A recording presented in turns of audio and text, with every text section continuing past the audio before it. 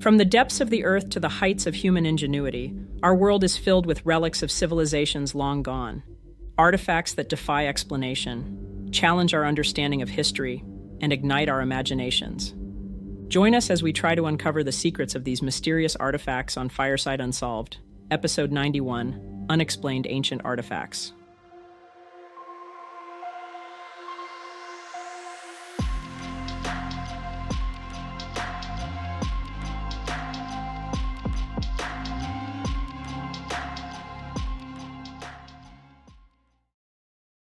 Costa Rica is home to an extraordinary archaeological mystery.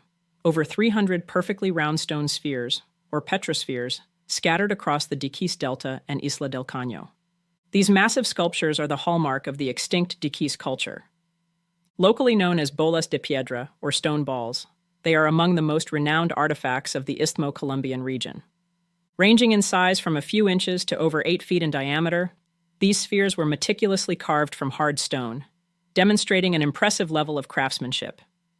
Made primarily from gabbro, a hard volcanic rock, these spheres were meticulously crafted, and the precision and uniformity of their shape are astonishing, given the technology available to the Diquís people. To unravel the secrets of these objects, extensive archaeological excavations have been conducted at the Palmar Sur site within the Diquís Delta. Known as Farm 6, this area has yielded invaluable insights into the Diquís culture, dating back to the Aguas Buenas that lived there from 300 to 800 CE, and Chiriquí from years 800 to 1550 CE.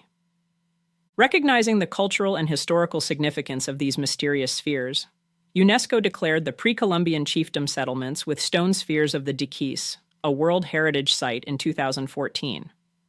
Furthermore, the same year, the Costa Rican government officially designated the spheres as a national symbol.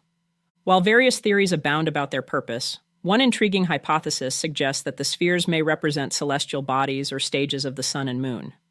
However, definitive answers remain elusive, adding to the allure of these mysterious relics. Ongoing research and preservation efforts are crucial to understanding the full significance of these remarkable artifacts. The Copper Scroll is one of the Dead Sea Scrolls found near Khirbet Qumran, but differs significantly from the others found near it. Unlike its parchment or papyrus counterparts, this artifact is etched onto thin copper sheets, a material choice that suggests a deliberate intent for durability and preservation. Found on March 14, 1952, it was the last of 15 scrolls discovered in Cave 3, and is thus referred to as 3Q15. Upon further investigation, the Copper Scroll was actually two separated sections of what was originally a single scroll about 2.4 meters, or 7.9 feet in length. Unlike the others, it is not a literary work, but a list of 64 locations and quantities of purportedly buried treasure, including precious metals and other valuable items. Some scholars believe that the treasure could be hidden in the Qumran caves themselves, where the scroll was found. Others suggest locations in the Judean desert or even further afield. The lack of precise coordinates and the changing landscape over millennia have made the search for these places an arduous task. Beyond the literal interpretation of a treasure map, various theories have emerged about the Copper Scroll's purpose. Some scholars propose that it is a fictional work, perhaps a literary exercise or a coded message with a hidden meaning. Others suggest it might be a historical document recording the hiding of valuable objects during a time of turmoil, such as the Jewish revolt against Rome. Conversely, a symbolic or allegorical interpretation has gained traction among scholars. This view suggests that the treasure described might represent spiritual or religious concepts rather than material possessions. One of the primary challenges in unraveling the Copper Scroll's secrets lies in the difficulty of deciphering its text. The corroded copper has obscured many letters, and the script itself is challenging to interpret. Additionally, the language used is a form of Hebrew that is not without its complexities. These factors have combined to create a formidable barrier for those attempting to translate and understand the scroll's contents. Ultimately, the true purpose of the Copper Scroll remains unknown. Whether it is a treasure map, a symbolic text, or something entirely different, the scroll continues to captivate and inspire speculation, making it one of the most intriguing artifacts of the ancient world.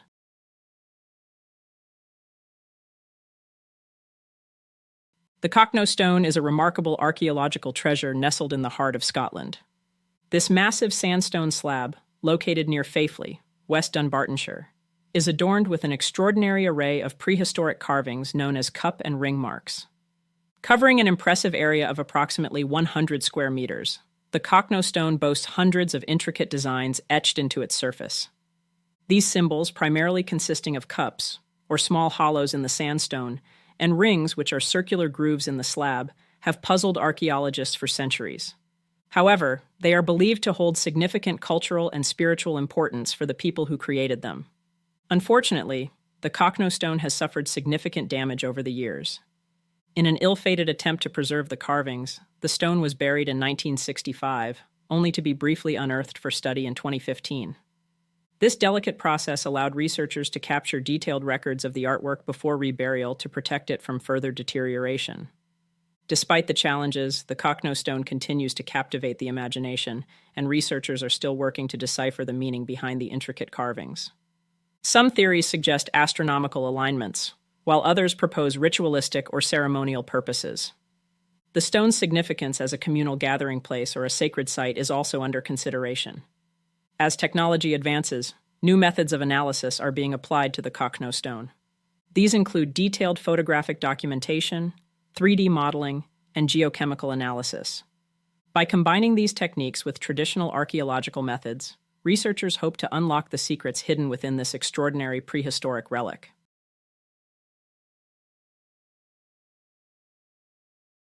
The Sumerian planisphere, a clay tablet housed in the British Museum, is a captivating artifact that continues to baffle and intrigue researchers.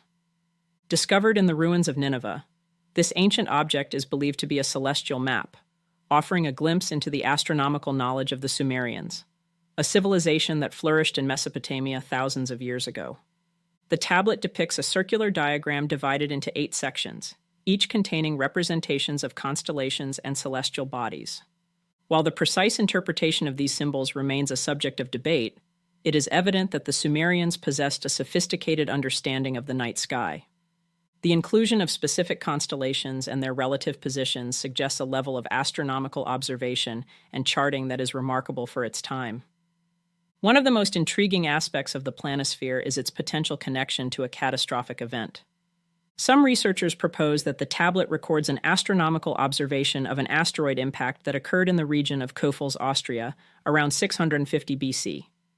This hypothesis, if proven, would significantly enhance our understanding of the Sumerians' scientific capabilities and their ability to witness and document celestial phenomena. However, the true meaning of the Sumerian planisphere remains a mystery. The challenges of deciphering the cuneiform script and interpreting the complex astronomical data have hindered definitive conclusions. Nevertheless, this ancient artifact continues to inspire fascination and wonder, offering a tantalizing glimpse into the intellectual achievements of one of history's earliest civilizations.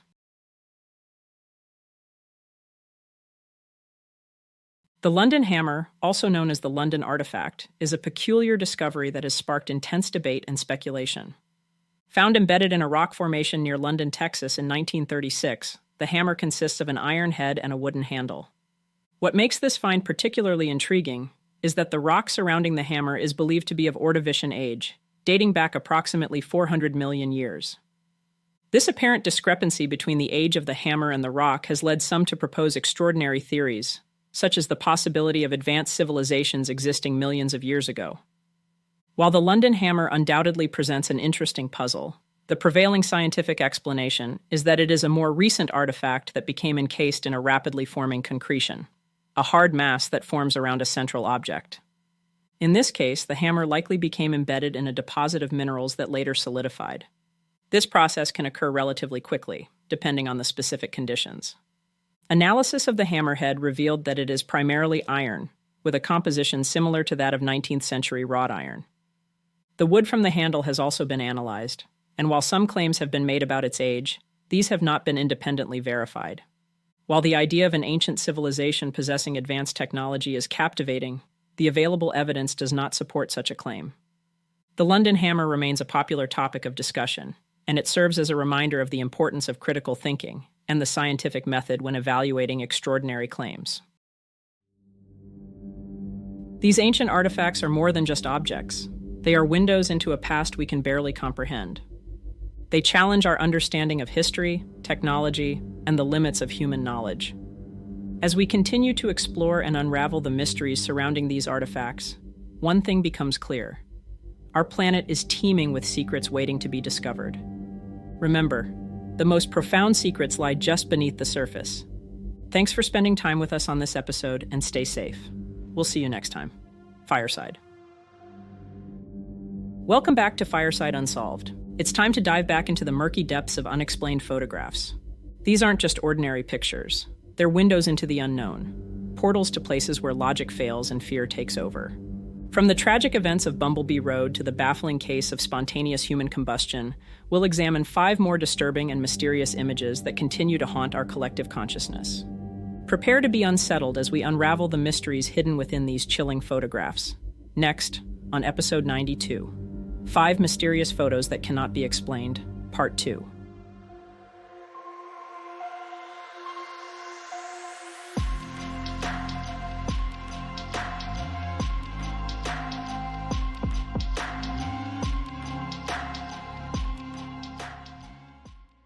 In October 2003, 19-year-old Lisa Gurrieri and her 20-year-old boyfriend Brandon Rumbaugh, both residents of Scottsdale, Arizona, were closing in on their 1-year anniversary as a couple. To celebrate this anniversary, they decided on a camping trip under the stars, on October 17, 2003. Their chosen spot was a remote stretch of the Arizona desert off Interstate 17 near Bumblebee Road. Though the area is more popular now, it was a pretty desolate area back in 2003. Lisa's mother, Paula Gurrieri, remembers calling her daughter during their drive to where they planned to camp for the night. "I called them to check on them. I had to ask her if she was there yet. She said, 'No, we're not there yet, Mom. We got so many miles to go.' I said, 'Okay, just be careful.'" The following morning, alarm spread among Lisa and Brandon's friends and family when they failed to return. Commander Tom Bolts with the Yavapai County Sheriff's Office said, "Some friends of Brandon became alarmed when he didn't show up for work. They had conversations with them before, that Lisa and Brandon went up there. That, just vaguely, that they were going to go camping someplace that Brandon had camped with this group of friends before. And so they started driving up Interstate 17. I believe they went up all the way into Coconino County and drove around. They knew it was somewhere pretty close to the interstate, and so they would get off at an off-ramp, drive around. They didn't find them, and they kept doing that until they got down to Bumblebee Road. And then they saw the truck, and then went and found the 2 of them in the bed of the truck. When the friends reached the truck, they were greeted by a horrific scene. Inside the truck bed, still in their sleeping bags, lay the lifeless bodies of Brandon and Lisa. Investigators determined that both had been fatally shot with a .25 caliber handgun. They also determined the couple likely was asleep or preparing for sleep when the attack occurred. Commissioner Bolt said, "There's evidence that Lisa probably woke up at some point during the attack, but we can't say for sure right now." Missing from the campsite were 2 items belonging to Lisa: a camcorder she borrowed from her mom, and her keys. However, a broken disposable camera was found a short distance from the truck. Investigators believed it had been intentionally damaged to destroy any potential evidence. Despite this, they managed to develop several of the photos. While most were unremarkable, the final 3 images offered a haunting glimpse into the night of the murders. The first image depicted Lisa seated in the truck bed, her legs casually open and bent, a smile on her face. Yet Lisa's mother, Paula, feels that there is something profoundly unsettling about the picture. Paula insisted that her daughter's eyes held a silent distress signal. It was a maternal instinct, a gut feeling that her child was in peril, despite the outward appearance of happiness. The second photo featured Brandon in the same pose as Lisa, but his expression was starkly different. A neutral, almost vacant look held his gaze as he stared directly into the camera, his arms crossed defensively over his chest. The final photograph was the most perplexing. Taken from an unknown location, it captured a portion of a room, highlighting a hanging light fixture and a potted plant. The image held no immediate clues, but its existence raised more questions than answers. Had it been taken before or after the murders? If after, it implied the killer had taken the camera, used it, then returned to the crime scene to destroy it, which makes no sense. These images, far from providing closure, deepened the mystery surrounding the deaths of Lisa Gurrieri and Brandon Rumbaugh, and their murders remain unsolved. Yavapai Silent Witness, an anonymous tip line, is offering a $10,000 cash reward for information that leads to an arrest in this case. You can call 1-800-932-3232 or submit a tip anonymously at yavapaiSW.com. Anyone with information, no matter how small it may seem, is urged to come forward. Perhaps your tip could be the key to bringing justice for Lisa and Brandon.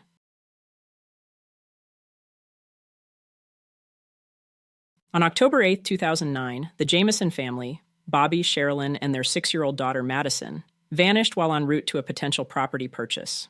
The family from Eufaula, Oklahoma, was headed to a 40-acre plot of land near Red Oak, approximately 30 miles away. The circumstances surrounding the Jamison family's disappearance raised immediate suspicions. Their pickup truck was discovered abandoned in Latimer County, a short distance from Kinta, just days after they vanished. Inside the vehicle, authorities found the family's dog, Maisie, malnourished but alive. Also left behind were their identification, wallets, cell phones, a GPS device, and a surprisingly large sum of cash, approximately $32,000. Given the family's financial situation, the presence of such a substantial amount of money was perplexing. Surveillance footage from the Jamison home offered a chilling glimpse into the family's final hours. Recorded on the day of their disappearance, the video showed Bobby and Sherilyn making multiple silent trips between their house and truck as they meticulously prepared for their departure. Their movements were described as eerily trance-like by investigators. Over 4 years after their disappearance, a grim discovery brought a tragic end to the mystery. In November 2013, hunters stumbled upon skeletal remains in a remote area of Latimer County, just a few miles from where the Jamisons' truck had been abandoned. Forensic analysis would confirm the remains as those of Bobby, Sherilyn, and Madison Jamison. However, due to the advanced decomposition, determining a cause of death proved impossible. When police examined Bobby's phone from the truck, they found a final picture of Madison, taken up on the mountain. Friends and family contend that neither parent took the picture. In it, Madison appears withdrawn, with crossed arms and a gaze averted from the camera. They argue that her demeanor is unlike what would be expected if Bobby or Sherilyn were behind the lens. Whether or not her expression definitively points to foul play is open to interpretation. Nonetheless, the image has fueled intense speculation about the circumstances surrounding the family's disappearance and tragic fate. The case remains unsolved, and the haunting final image of Madison continues to be a central mystery in this tragedy.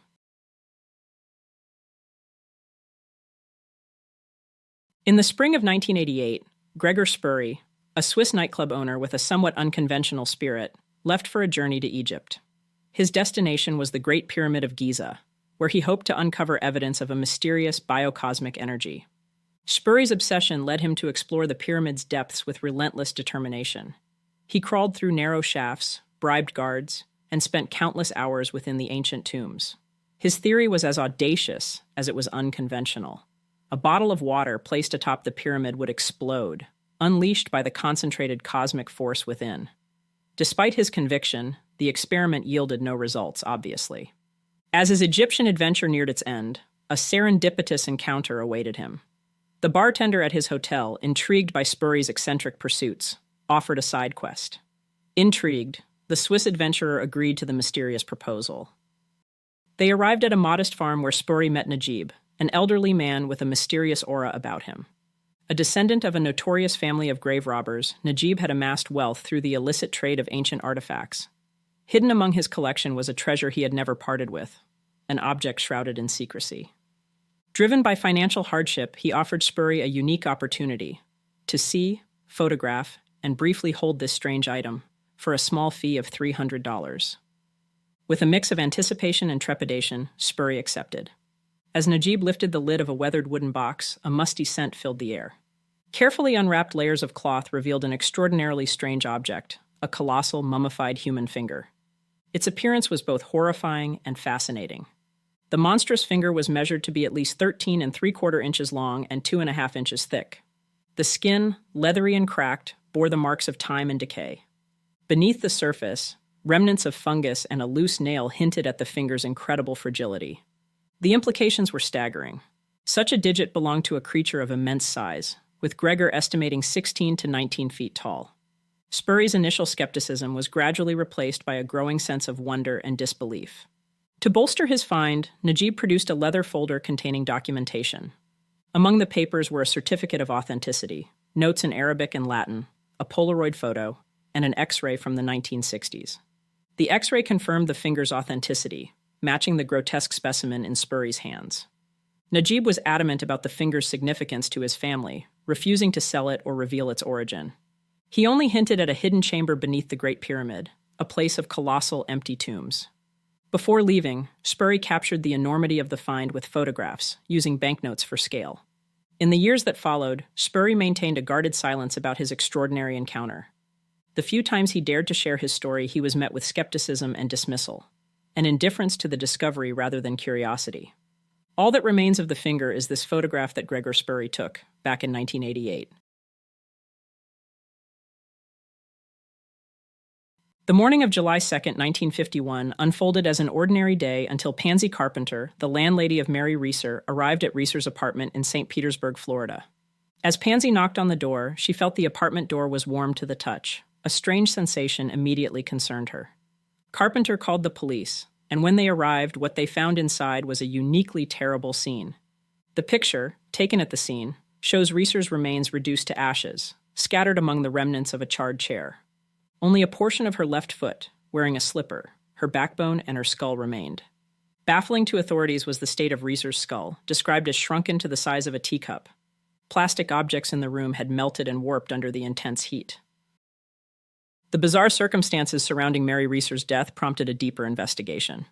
St. Petersburg Police Chief J.R. Reichert sent crucial evidence, including glass fragments, potential teeth, a carpet section, and the surviving shoe, to J. Edgar Hoover at the FBI. The letter accompanying the evidence expressed the department's complete bewilderment, seeking any explanation for the extreme and localized destruction of the body.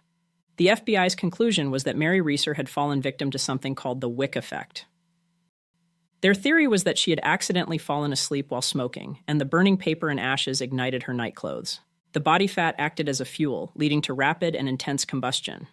This explanation, while seemingly plausible, failed to account for the extraordinary level of destruction to Mary and the chair she sat on, while only limited damage to the surrounding environment occurred. The theory of spontaneous human combustion, while largely dismissed by the scientific community, persists as one of the only possible explanations for this strange tragedy. Despite the FBI's official stance, the case of Mary Reeser continues to captivate the public imagination over 70 years later. Our last photo is from the FBI. A young girl needs your help. The FBI is urgently searching for a man known only as John Doe 29. He may have critical information that could lead to the identification and rescue of a child victim of abuse. According to the FBI, John Doe 29 is a male between 30 and 45 years old. He has a tan complexion and dark hair that is not quite shoulder length. He wears a large ring on his left ring finger. In one photo, he appears to be outdoors with a young blonde-haired girl who is not being shown, but the background could be from anywhere in the world and is not of much help. It's important to remember that the FBI is not accusing John Doe 29 of committing abuse. They simply need his help to locate the victim and stop the abuse, and John Doe 29 may have information about the victim's location and the perpetrator. Locating John Doe 29 is crucial for stopping further abuse and bringing the perpetrator to justice. If you recognize John Doe 29 or have any information about his whereabouts, please contact the FBI immediately. Report tips to 1-800-CALL-FBI or visit www.fbi.gov. Every tip could be the missing piece that helps save this child. We know tonight's episode has been particularly heavy.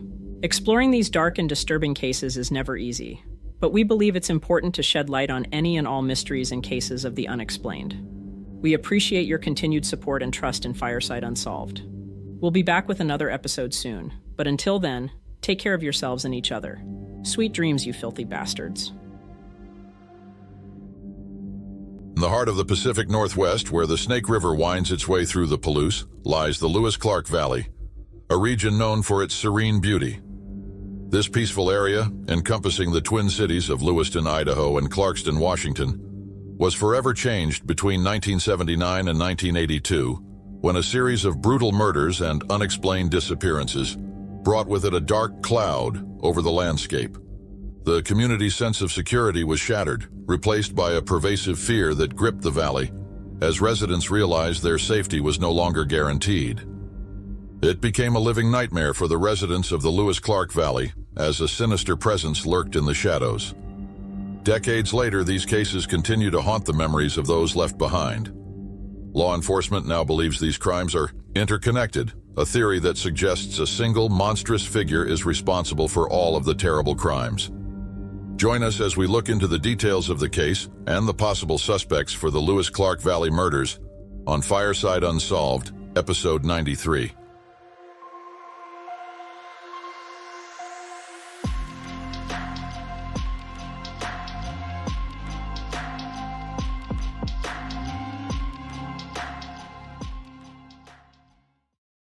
On a seemingly ordinary day, April 28, 1979, Christina White was enjoying the Asotin County Fair in Asotin, Washington, with friends. As the day wore on, the young girl began to feel unwell from the heat, so she went to a nearby friend's house to call her mother. Christina and her mom spoke on the phone at approximately 2:30 p.m., and she advised Christina to rest at her friend's house and return home when she felt better, as their home was just blocks away. Christina never called her mother back, and her mother assumed she felt better after resting and had returned to the fair.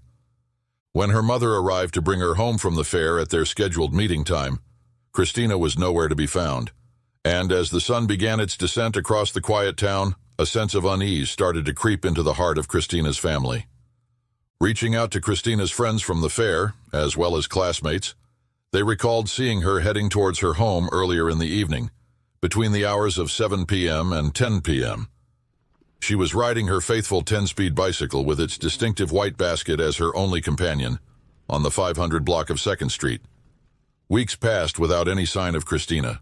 Then, authorities made a discovery that offered a grim clue. Pieces of her schoolwork were found scattered in a field not far from where the fair took place. But there was no trace of her or her bicycle. 2 years later, in the summer of 1981, Kristen David was on the cusp of graduating from the University of Idaho, with degrees in both journalism and political science. A bright and ambitious young woman, Kristen had already secured a new job and was eager to move back to her family home in Lewiston, Idaho, and reunite with her loved ones. On June 26, 1981, Kristen set off on a familiar journey, a 32-mile bike ride from her campus residence in Moscow, Idaho, to her family's home in Lewiston. It was a trip she had made countless times before, yet this time, something went terribly wrong. As the hours passed and Kristen failed to arrive back home, a sense of dread began to settle over her family and friends. A young woman with a promising future had vanished, leaving behind a community gripped by fear and uncertainty. Then, on July 4, 1981, there was a horrific discovery as fishermen stumbled upon human remains along the riverbank, 6 miles west of Clarkston, Washington, along the Snake River. The following day, more body parts were found downstream. The remains were of Kristen David, meticulously wrapped in pages from local newspapers dated April 1981, and concealed within black plastic bags. The methodical nature of the disposal suggested a cold, calculated act of violence. There was no trace of Kristen's personal belongings, including her bicycle and clothing, and they have never been found.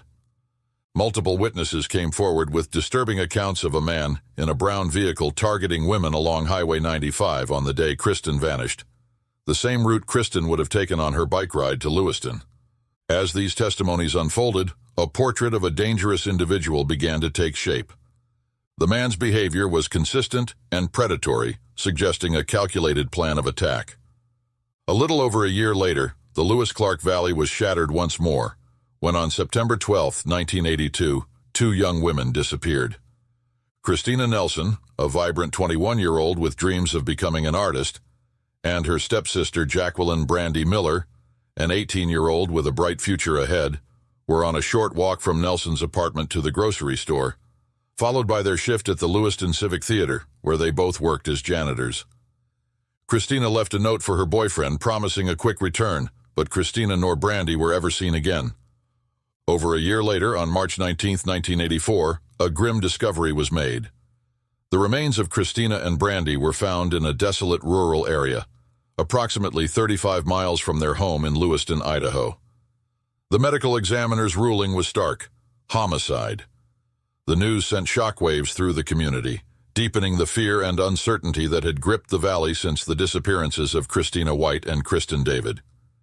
However, the date September 12, 1982, held more than the disappearances of two innocent young women. It took another life as well, with the disappearance of a third individual that evening, Stephen Pearsall. A 35-year-old janitor at the Lewiston Civic Theater, Stephen actually shared a unique connection with Christina and Brandy, acting as a sort of big brother figure. Stephen's plans for that night were to do some laundry and clarinet practice at the theater. However, when morning arrived, he was nowhere to be found. His clarinet remained untouched, still at the theater, but his laundry was missing. An uncashed paycheck was still sitting at his residence and his car parked at a friend's house, which made it pretty clear this was a man with no intention of disappearing. Investigators initially explored the possibility of Stephen being involved in the women's disappearance, but the evidence pointed in a different direction. It seemed more likely that he was an innocent bystander who stumbled upon a horrifying scene, becoming a victim himself. As the years passed, the mystery surrounding the Lewis-Clarke Valley murders deepened. The investigation opened, but with no new leads. Then in 1995, Lewiston police outlined a chilling new theory. They proposed that Christina, Brandy, and Stephen were tragically murdered together within the Lewiston Civic Theater building by a fellow employee. This suspect was confirmed to have been present at the theater on the night of the trio's disappearance. In 2011, with the release of the documentary Confluence, a revelation emerged hidden within its frames. It was the identity of a man long hidden in the shadows of the Lewis-Clarke Valley murders, Lance Jeffrey Voss. When questioned by authorities, Voss claimed to have been at the theater the evening of the disappearances of the three victims. He stated that he went out for pizza and then returned to the theater, sleeping on the couch until 4 a.m. Born in the gritty underbelly of Chicago in 1945, Voss traded the city's concrete jungle for the Navy in 1965. For 3 years, he traversed the vast expanse of the Pacific, his ships docking in the neon-lit havens of Hong Kong, the tropical paradise of Hawaii, and the bustling metropolises of Washington and California. A sinister chapter in Voss's life unfolded in the summer of 1972. The police received a call to the grounds of the Willow Glen Mortuary Chapel in San Jose, where the remains of two young women were being held. When they arrived, they found Lance Jeffrey Voss. In his possession was a flashlight, a camera, and a knife, an unholy trinity of tools. A window screen lay discarded, an intent that remained unclear to authorities. He was arrested and charged with burglary, but Voss escaped with a plea bargain, trading bars for a trespassing conviction. The puzzle deepened when it was discovered that the house Christina White vanished from belonged to Patricia Brennan, Voss's girlfriend. Voss admitted to police that he had seen Christina the night she disappeared. As the search intensified, Voss, with a facade of concern, offered his assistance to Christina's family in searching for her. It was discovered that the other victim, Kristen David, had previously worked at the theater as well, raising the chilling possibility that she may have crossed paths with the same individual suspected of murdering Christina Nelson, Brandy Miller, and Stephen Pearsall. A Sutton County Sheriff's Office detective, Jackie Nichols, has dedicated her career to unraveling this complex puzzle. Boxes filled with evidence, a testament to countless hours poured into the cases. Yet, the roadblocks are formidable. In 2018, she reaffirmed the possibility that the 5 victims were bound by a single, sinister thread, a serial killer. But the darkness of the murders in the Lewiston-Clarkston Valley extended beyond the immediate area. She found 3 other unsolved cases that were eerily similar in the hometown of Lance Jeffrey Voss. One of these murders was on a sweltering August day in Chicago in 1963, when 8-year-old Diane Taylor was found brutally murdered. Her tiny body, bearing the horrific marks of violence, was discovered in an alley. The city of Chicago stood stunned as investigators pieced together the fragments of a young life stolen. And guess who was a resident of the neighborhood at the time, a graduate of Austin High School, and a counselor at Diane's YMCA camp? Lance Jeffrey Voss. His presence is either a haunting coincidence or something more sinister. Unfortunately, DNA analysis is not a possibility at this time. Because they've never been convicted of a crime, a felony-level crime, their DNA cannot be entered into any database, said Detective Nichols. But hope persists. The march of technology is relentless, and with it comes the promise of new possibilities. Detective Nichols holds on to the belief that one day, the truth will emerge, and justice will be achieved for the victims. And when that day arrives, the ghosts of the past may finally find peace. If you have any information, no matter how small, that could help bring closure to these families, please reach out. You can call the FBI tip line at 1-800-CALL-FBI. You can contact the Asotin County Sheriff's Office at 509-243-4717 or submit a tip online at tips.fbi.gov. Though decades have passed since these young lives were stolen, the search for justice continues. The families of the victims continue to seek answers, and law enforcement remains steadfast in their pursuit of the truth. Until the next time, we'll keep your seat warm for you on Fireside Unsolved. Throughout history, humanity has unearthed remarkable artifacts that challenge our understanding of the past. From statues buried in remote bogs to mummies wrapped in myth and mystery, these ancient relics have sparked intrigue and debate among scholars and enthusiasts alike. On this episode, we'll explore 5 more unexplained artifacts: the Shigar Idol, the Lion Man, the Shugborough Inscription, the San Pedro Mountains Mummy, and the Nimrud Lens. Join us as we unravel the secrets of these 5 fascinating artifacts, piecing together their stories and exploring what they reveal about our ancient ancestors. Welcome back to Fireside Unsolved, Episode 94, Unexplained Ancient Artifacts, Part 2.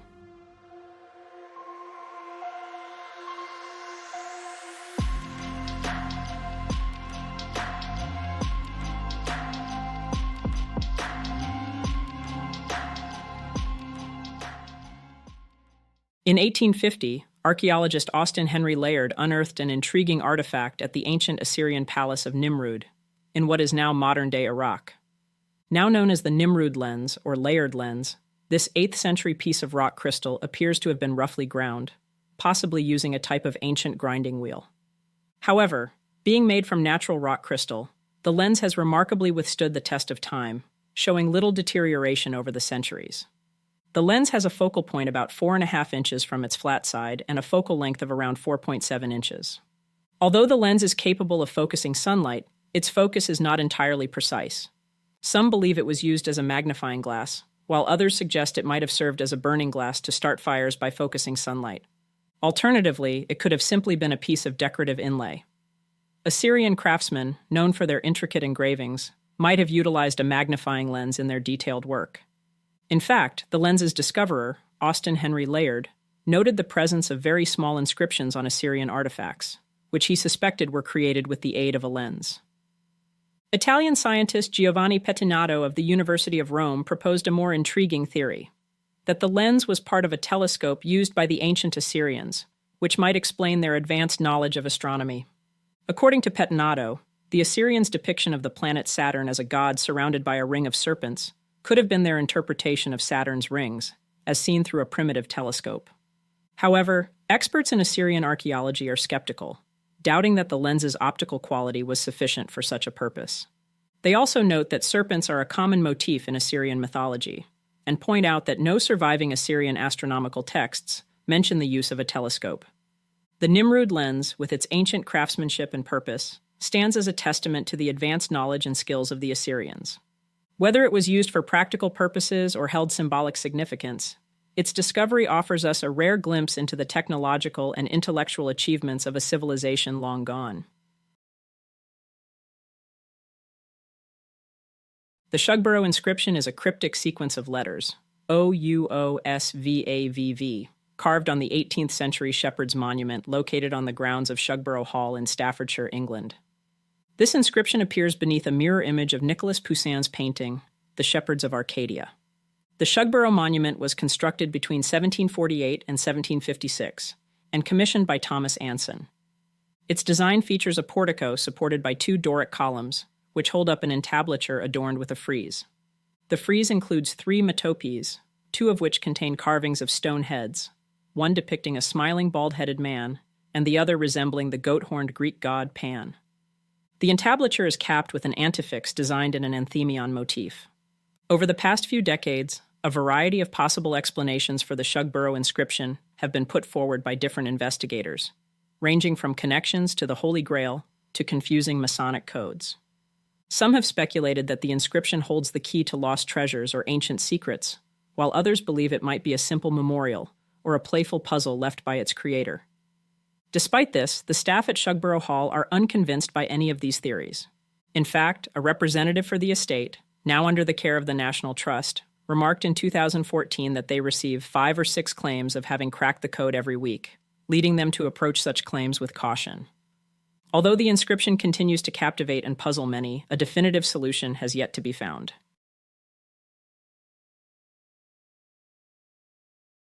The Shiger sculpture, or Shiger idol, is not just a relic of the past, but a beacon of ancient artistry and craftsmanship. As the oldest known wooden sculpture, it predates even the Great Pyramid of Giza by thousands of years.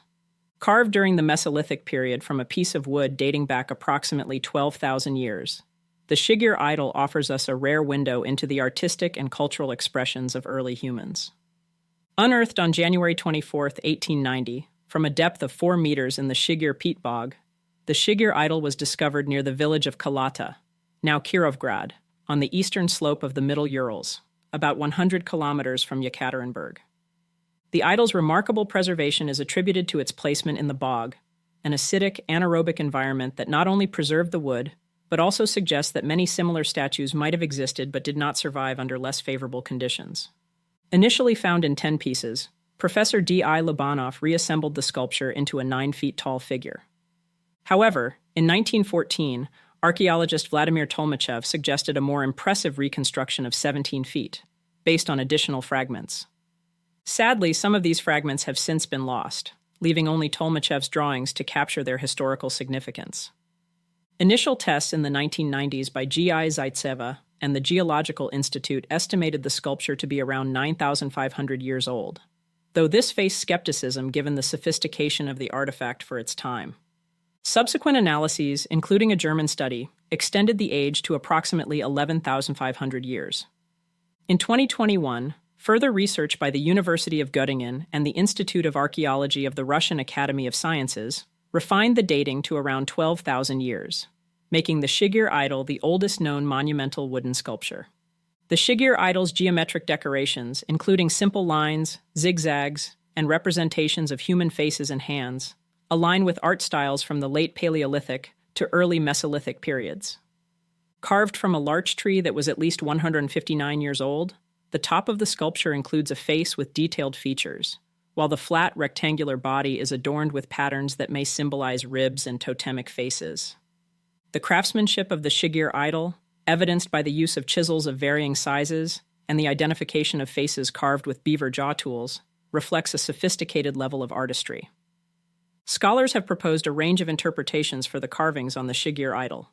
Svetlana Savchenko from the Sverdlovsk Regional Museum suggests that the sculpture may represent a creation myth from its time. Other researchers speculate that the intricate markings might have functioned as a navigational aid or map.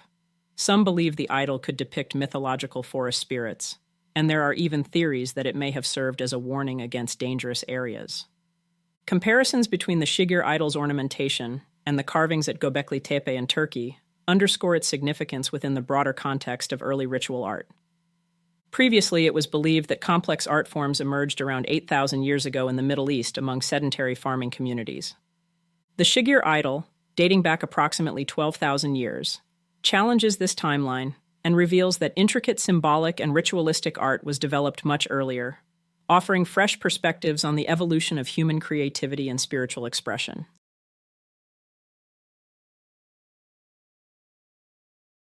The San Pedro Mountains mummy, commonly known as Pedro, has been the center of controversy and intrigue since its discovery in Wyoming during the 1930s, though it has since been lost. Scientific analysis determined that Pedro was a Native American infant afflicted with anencephaly, a condition where major portions of the brain and skull are absent. Despite this diagnosis, Pedro's small size and unusual features spurred alternative theories suggesting it might be an early hominid or linked to legends of little people. Pedro was discovered in either 1932 or 1934 in the San Pedro Mountains, Carbon County, Wyoming, by gold prospectors Cecil Main and Frank Carr. Found on a ledge inside a cave that had been blasted open, the mummy was seated and measured approximately 6 to 7 inches in height in its seated posture, weighing around 1 pound, with an estimated standing height of 17 inches. In 1936, Maine declared in a sworn affidavit that Pedro was in the possession of Homer F. Sherrill and supposedly held by the Field Museum in Chicago. However, the museum has no record of this artifact. Sherrill, a Nebraskan, exhibited the mummy as an early hominid. For several years, it was displayed in a drugstore window in Meeteetse, Wyoming. In the 1940s, it was acquired by Casper car dealer Ivan Goodman, who mounted it on a wooden base, enclosed it in a glass jar, and marketed it as a 65-year-old pygmy, claiming it was preserved as it actually lived. In 1950, Goodman either lost track of the mummy in New York or, as reported by the Casper Star-Tribune in 1979, sold it to Leonard Wadler. Wadler eventually relocated to Florida, where he passed away in the 1980s. The mummy's small size and adult-like appearance led to various associations, including connections to Shoshone legends of the Nemerigar, or Little People, and non-Native American folklore about pygmy Indians. This fascination was further fueled by a 1941 Milwaukee Journal article speculating whether a race of pygmies once existed in America. Despite these intriguing associations, X-rays of the mummy reported by the Casper Tribune-Herald in 1950 revealed adult vertebrae and teeth, signs of solid food in the stomach, and broken bones. These findings led Harry L. Shapiro of the American Museum of Natural History and Paul Martin of the Field Museum to conclude that the mummy was an anencephalic infant. George W. Gill of the University of Wyoming supported this diagnosis based on the X-rays, though the original films have since been lost. In the 1990s, a similar mummy, dubbed Chiquita, emerged and drew attention due to its resemblance to Pedro. Both Pedro and Chiquita are distinctive among Native American burials in Wyoming due to their seated positions with arms wrapped around their legs. Chiquita's unusual blonde appearance is particularly rare among Native Americans. The only other known anencephalic infant mummy is Egyptian, underscoring the rarity and significance of these finds. While both mummies have fueled speculative theories, the prevailing scientific consensus supports the diagnosis of anencephaly, highlighting the importance of rigorous scientific analysis and contextual understanding in the interpretation of such ancient and unexplained artifacts.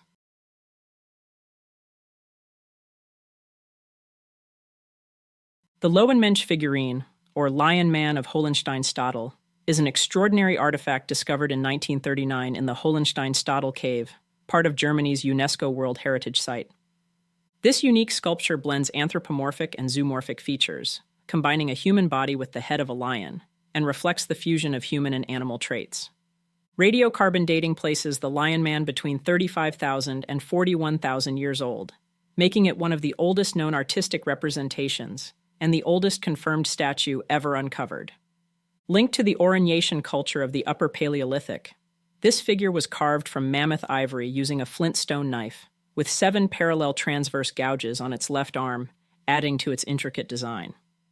After several reconstructions and the incorporation of additional fragments, the figurine stands 12.2 inches tall, 2.2 inches wide, and 2.3 inches thick. Systematic excavations at the Hohenstein-Stadel Cave began in 1937 under the guidance of historian Robert Wetzel. On August 25, 1939, geologist Otto Wölzing discovered fragmented mammoth ivory pieces within the cave, approximately 30 meters from the cave entrance, surrounded by various artifacts such as bone tools, worked antlers, and jewelry including pendants and beads. This chamber is believed to have served a special purpose, possibly for storage, hiding, or ritual activities, highlighting the significance of the figurine within its cultural and historical context. However, the outbreak of World War II a week later interrupted further work, and the excavation trenches were backfilled. Wetzel continued excavations through the summer months until 1961, and additional ivory fragments were found in the 1970s. It wasn't until archaeologist Joachim Hahn initiated an inventory and assembly of the fragments that the figure, combining both animal and human elements, started to emerge. Carving the Lion Man from a hard mammoth tusk would have been a complex and labor-intensive task. Evidence from a similarly sized tusk found in the same cave shows that the carving process involved cutting through the surrounding skin and thin bone to detach the tusk, requiring significant effort, including wedging and splitting to handle the tougher parts of the tusk. Experimental replications by Wolf Hein and Kurt Wehrberger highlight the incredible complexity and effort involved in creating the figurine. Their work demonstrated that removing the tusk's base alone took 10 hours, and carving the intricate details of the body required steep-fronted scrapers and barons, which needed frequent sharpening. Shaping the head and shoulders was particularly challenging, as it involved cutting across the ivory grain and often required two hands. Overall, the basic shaping of the figurine was estimated to take around 200 hours, with the total creation process likely exceeding 370 hours. Jill Cook, curator of Paleolithic collections at the British Museum, suggests that such a detailed sculpture might have necessitated the dedication of a skilled artist who was relieved from other subsistence tasks. She believes that the sculpture likely represented a profound connection to unseen forces and essential aspects of nature, highlighting its significance beyond mere survival and underscoring its role in the spiritual and cultural life of its creators. And there you have it, a glimpse into some of the most intriguing and mysterious ancient artifacts ever discovered, each piece offering a unique window into our distant past. We hope you enjoyed this journey into history's mysteries as much as we did. If these artifacts sparked your curiosity, let us know in the comments which one you found the most fascinating and why. If you haven't already, make sure to subscribe to our channel for more deep dives into the secrets of the past. Hit the like button to support our work, and don't forget to share this video with fellow history and mystery enthusiasts. Your engagement helps us bring more content like this to you. Thank you for watching, and we'll see you next time as we continue to uncover the wonders and mysteries of our world. Until then, be safe, stay curious, and keep exploring. And we'll keep your seat warm for you. Fireside. Lawrence Joseph Bader disappeared from the shores of Lake Erie on a stormy night in 1957, leaving his job, wife, and children, an entire life behind.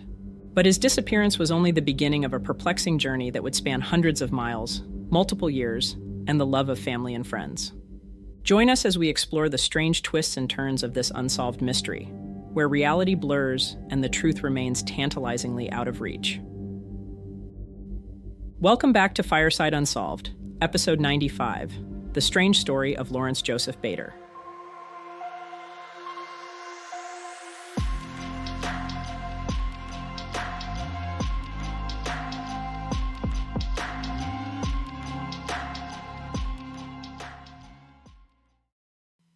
Lawrence Joseph Bader was born on December 2, 1926, in Akron, Ohio. As an adult, he had a successful career as a cookware salesman with the Reynolds Metals Corporation. Beyond his professional life, Lawrence was deeply passionate about archery and had a profound love for the outdoors. By 1957, Lawrence was married to a woman named Mary Lou, a fellow Akron native. Together, they had 3 children, with a 4th on the way, making their family life in Ohio appear picture-perfect. On the morning of Wednesday, May 15, 1957, Lawrence informed his wife that he had business he needed to take care of in Cleveland. He casually mentioned that he might take the opportunity to do some fishing on Lake Erie afterward. By noon, he was dressed in khakis and a sports coat, had packed a small suitcase, and tossed his fishing gear into the car. As he prepared to leave, Lawrence kissed Mary Lou and the children goodbye, telling his wife that he'd be home late.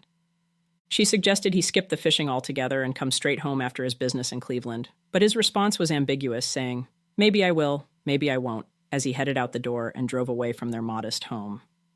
Before heading north to Cleveland, Lawrence made a quick stop at the bank, cashing a $400 check and taking care of some bills, including a quarterly insurance premium that was soon due. After wrapping up his business in Cleveland, he drove to Eddie's Boathouse, a boat rental along the Rocky River as it meets Lake Erie. Lawrence approached the owner of Eddie's Boathouse, a man named Lawrence Cotler, to rent a boat for an afternoon of fishing. Cotler warned him that storm warnings had been issued, and Lake Erie was expected to become quite rough later in the evening. Unfazed, Lawrence assured him that he'd return well before dark and that there was no need to worry. He proceeded to rent a 14-foot boat equipped with a small outboard motor. Before setting out on Lake Erie, Lawrence requested that Mr. Cotler install a set of running lights on the boat. Although Cotler reminded him that there were still 4 hours of daylight left, Lawrence insisted until the lights were installed. With that, he set off into the waters. The next sighting of Lawrence came shortly before sunset, when the Coast Guard spotted his boat not far from shore. They warned him about the approaching storm and offered to assist him to safety, but Lawrence declined their help, waving them on. When the storm cleared the following morning, Lawrence's boat was discovered on a beach about 5 miles from where he had rented it. Authorities reported that the boat had not capsized. In fact, it showed only minor damage and its mast was still upright. Inside, they found a single oar, an empty gas can, 2 life preservers, and Lawrence's fishing gear. However, both Lawrence and his small suitcase were missing. Initially, authorities considered the possibility that Lawrence's boat might have been hijacked, but they had no leads to advance the investigation.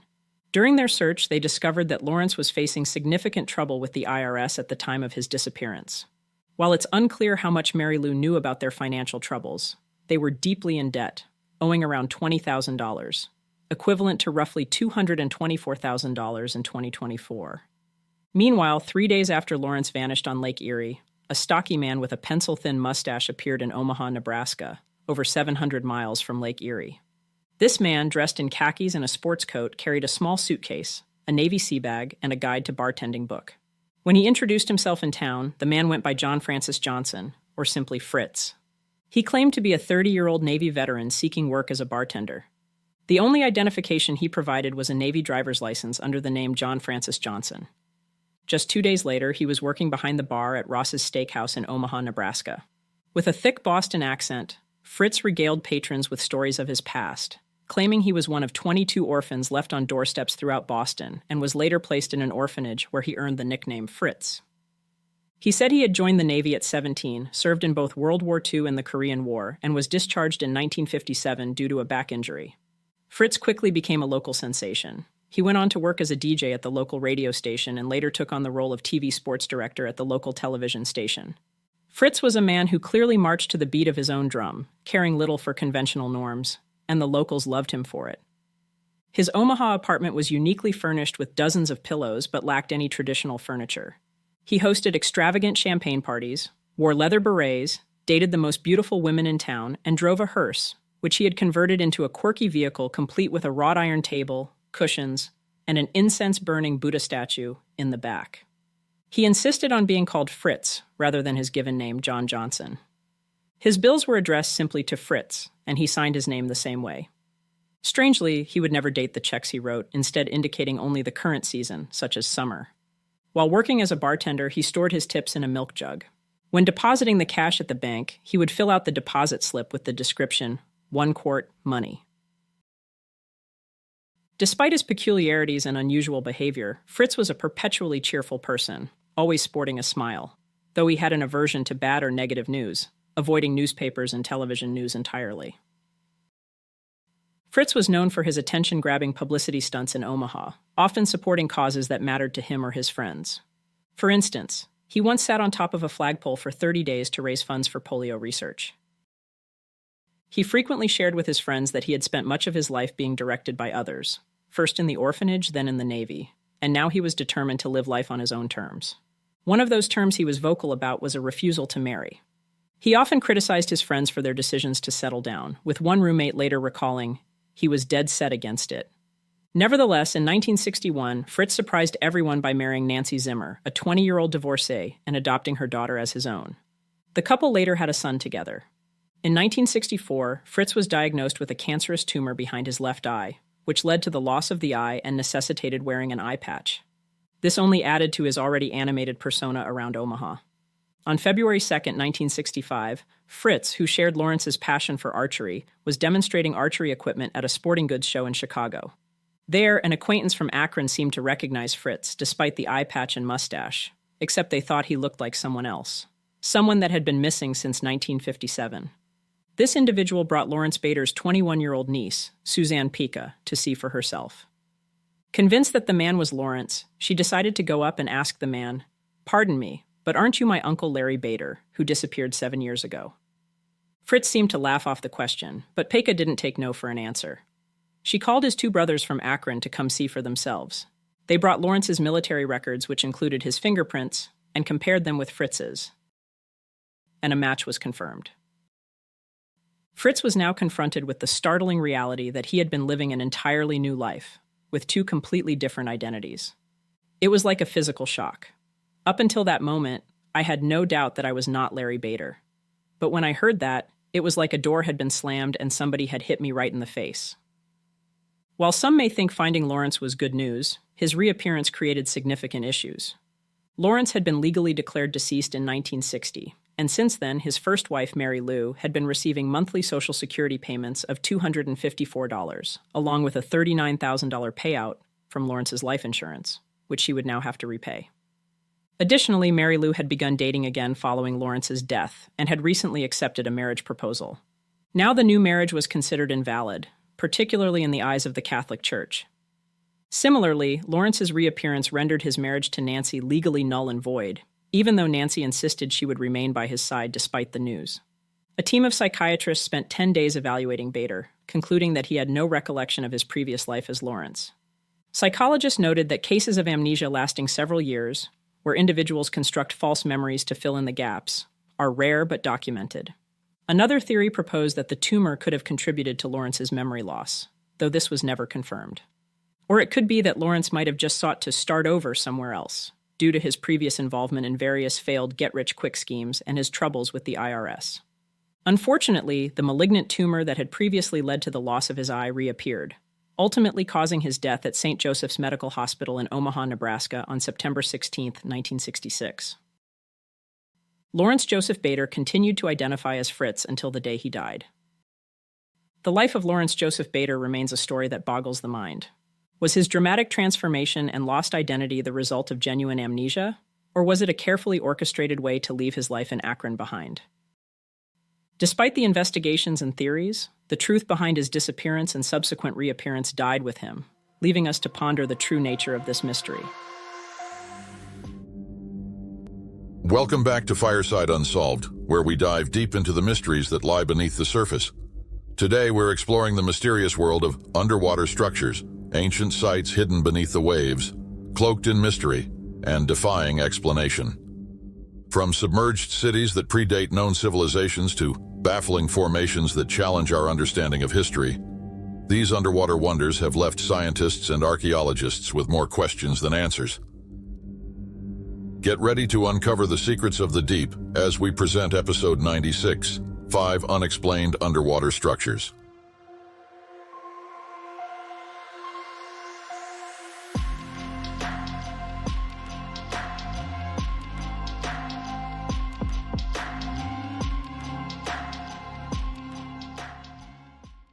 Beneath the serene waters of McDonald Lake at the Haliburton Forest and Wildlife Reserve in Ontario, Canada, lies a mystery that challenges our understanding of ancient history.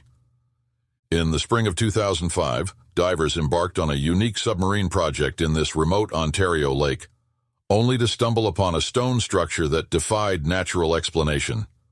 What they uncovered could be proof of life from central Ontario's earliest ancestors.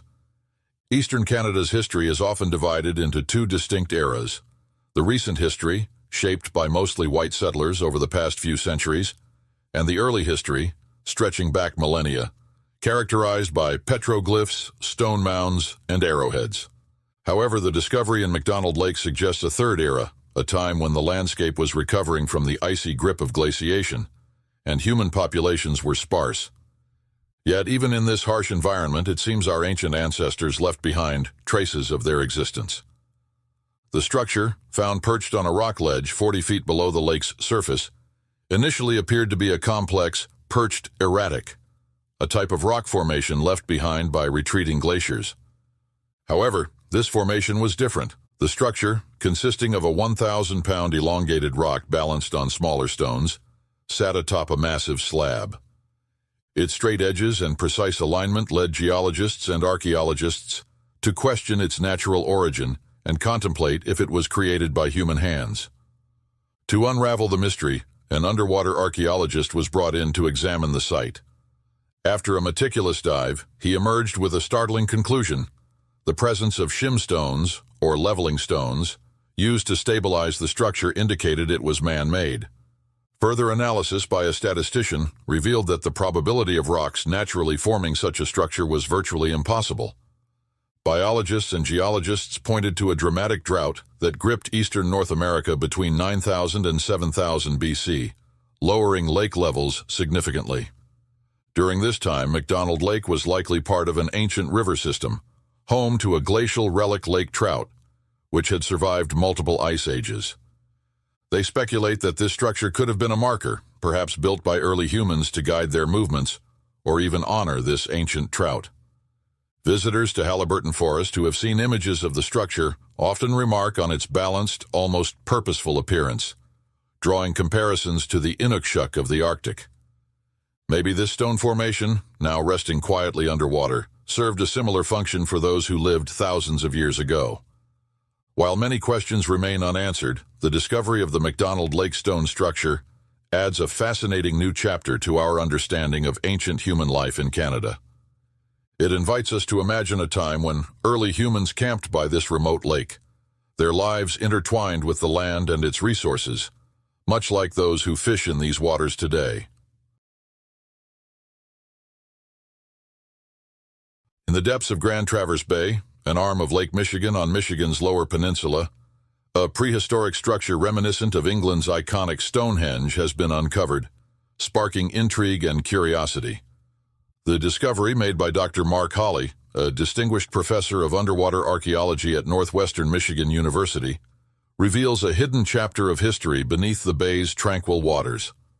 Grand Traverse Bay is no stranger to secrets, with its maritime history marked by dozens of shipwrecks from the 19th and 20th centuries. Yet, what lies beneath its surface is far more ancient than any vessel.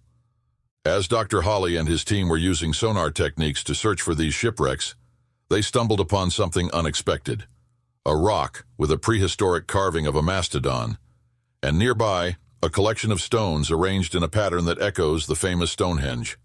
This mysterious structure, lying some 40 feet beneath the waters of Lake Michigan, consists of stones arranged in a long line, stretching over a mile in length.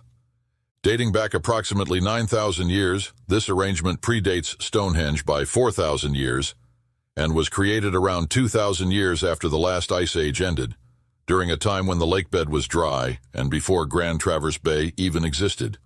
Dr. Hawley clarifies that the site is not a megalithic structure like Stonehenge. The stones, though arranged in a significant formation, are relatively small compared to the towering European standing stones.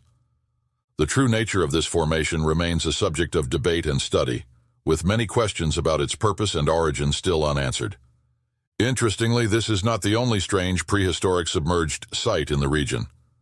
In Lake Huron, another of North America's Great Lakes, underwater archaeologists discovered traces of an ancient civilization even older than Stonehenge and Egypt's Great Pyramids. Dr. John O'Shea from the University of Michigan has been studying the structure in Lake Huron and believes it to be a sophisticated hunting corridor used for caribou thousands of years ago. The 9,000-year-old structure, known as Drop 45 Drive Lane, features two parallel lines of stones leading to a cul-de-sac, a design indicating a highly developed hunting strategy. It's possible that the site in Grand Traverse Bay served a similar function to the one found in Lake Huron, perhaps as a hunting complex or a marker for ancient peoples. However, the exact purpose of this Stonehenge-like structure in Lake Michigan remains a mystery. Out of respect for the Grand Traverse Band of Ottawa and Chippewa tribes and to preserve the integrity of the site, Dr. Hawley has kept the exact location of the structure undisclosed. This gesture ensures that the site remains protected, honoring the ancestral heritage of the indigenous people, who may have once used this area for purposes now lost to time. As research continues, the underwater structure in Grand Traverse Bay stands as a silent testament to the ingenuity and resilience of ancient peoples, offering a glimpse into a world long submerged and largely forgotten. Legend has it that beneath the murky waters of Rock Lake, a fishing spot east of Madison in the town of Lake Mills, lies a hidden world of ancient pyramids, mysterious rock formations, and long-lost ruins. According to those who believe in this legend, pre-Columbian settlers built these structures on dry land before the area was submerged in the 1800s. The tale of the Rock Lake Pyramids in Wisconsin is not just a whisper on the wind. It has been documented in texts like The Lost Pyramids of Rock Lake, Wisconsin's Sunken Civilization, where it has garnered a surprising number of followers. The Rock Lake Research Society, comprised of history students, scuba divers, and academics, has invested $50,000 in their quest to explore the lake's depths. Yet, not everyone is convinced of its existence. Critics argue that the supposed structures beneath the 40-foot-deep, algae-filled waters are nothing more than natural rock formations. Leading the skeptics is Robert Birmingham, Wisconsin's state archaeologist with the Wisconsin State Historical Society. Birmingham believes that the legend has been amplified by local marketing, pointing to the numerous businesses in Lake Mills that capitalize on the pyramid theme, such as Pyramid Motel and Liquor, Pyramid Silo Service, Pyramid Driving School, and Pyramid Supper Club and Lounge. Even the town's website embraces the slogan, City of Pyramids. We have gone down there on a number of occasions and seen piles of rocks, as you would expect in this part of Wisconsin, Birmingham said. We've seen nothing out of the ordinary and nothing that could not be well explained by geology. As the Rock Lake Research Society forges ahead in their search, the legend of the Rock Lake Pyramids continues to draw curious tourists to the otherwise quiet town of Lake Mills. Whether these ancient structures are a product of mythology or a hidden reality waiting to be discovered, only time will tell if the mysteries of Rock Lake will be brought to light.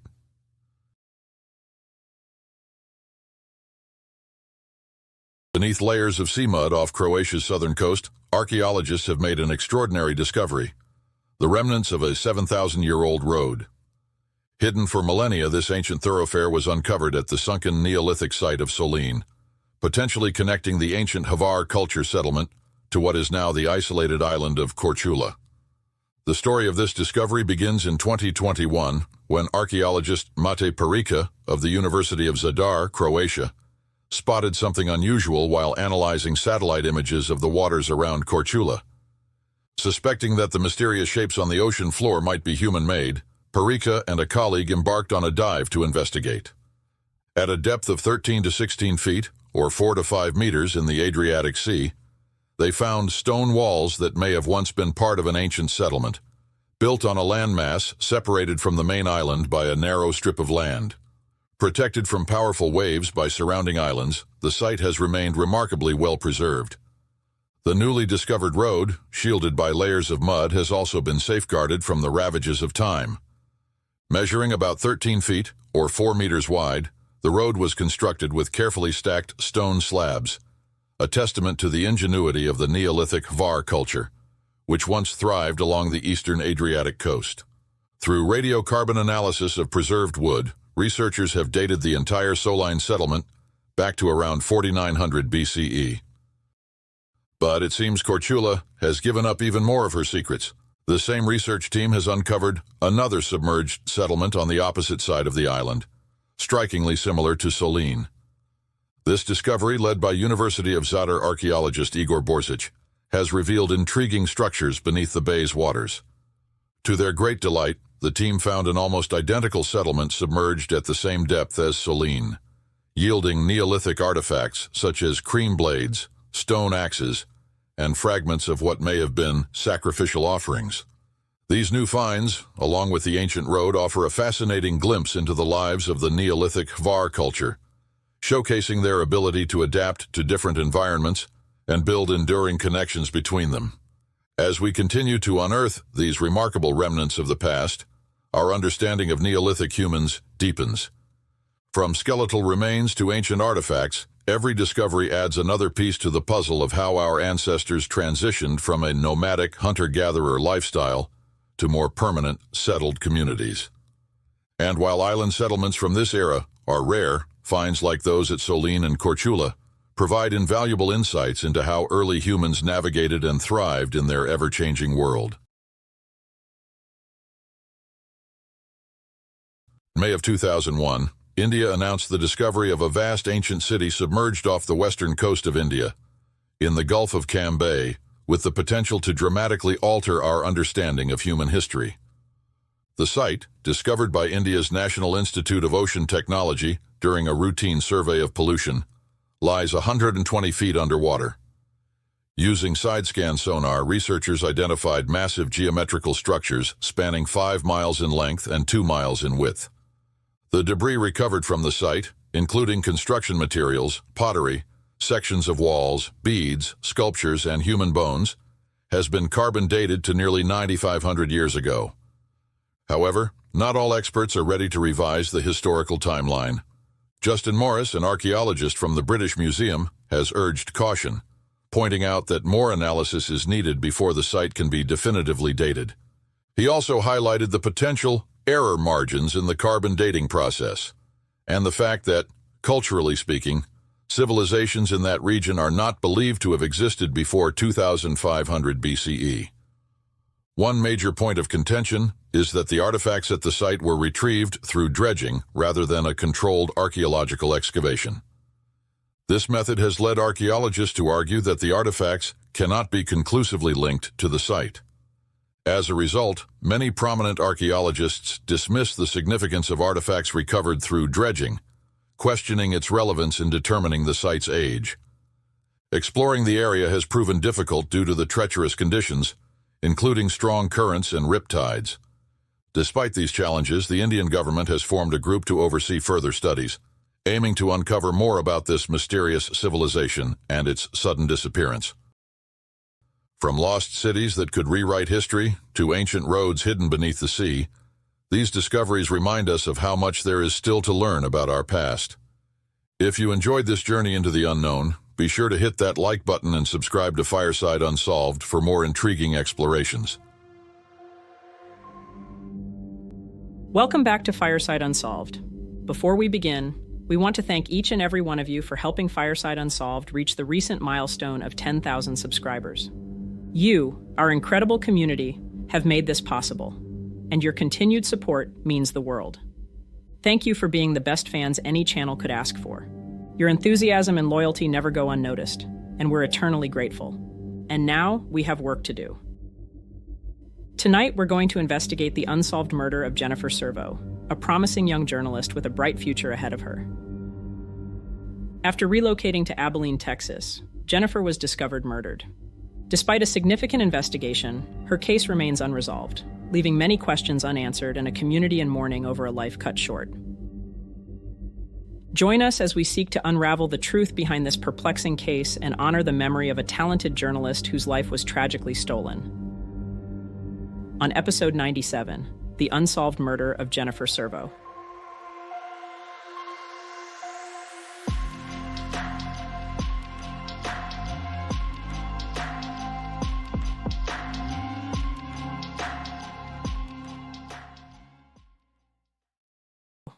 Jennifer Lynn Servo was born on September 23, 1979, in the small town of Columbia Falls, Montana. At Columbia Falls High School, Jennifer was actively involved in cross-country and cheerleading, demonstrating her commitment to fitness, athletics, and teamwork from a young age.